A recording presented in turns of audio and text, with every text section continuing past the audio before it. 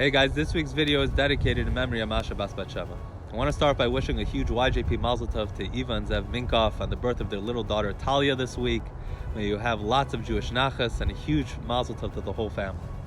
In this week's Torah Parsha, Pasha Vayetze, we find Jacob leaving his home and leaving his brother Esav, who's after him, and traveling to the land of Haran, the place of his ancestors, a place of extreme negativity and corruption.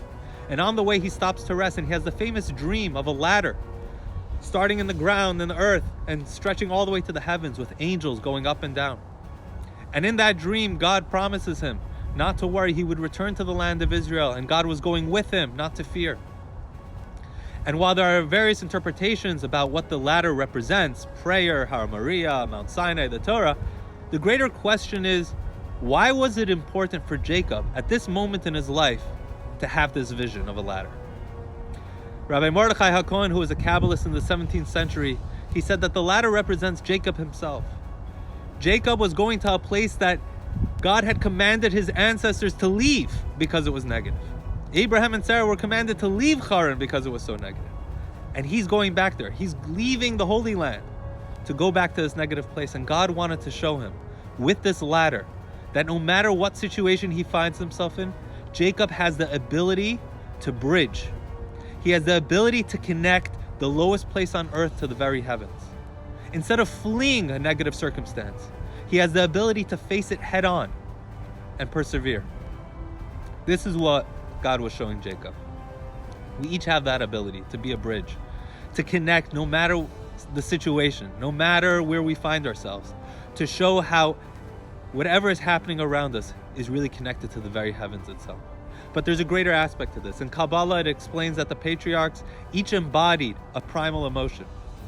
Abraham embodied the attribute, the emotion of love. Isaac, awe and reverence. Jacob embodied compassion. And compassion, even more than love, is a bridge builder.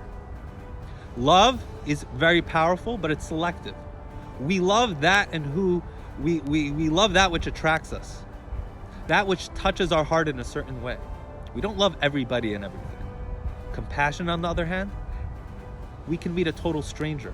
If somebody is compassionate, they might not even speak the same language, but if they see somebody is suffering, they can empathize. They connect with that person. They have compassion for that person.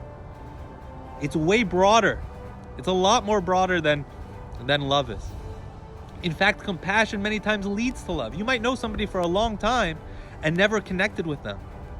And yet, when they're going through a difficult time and you have compassion and empathy for them, suddenly you find that you're emotionally connecting to them. You start feeling that you love them.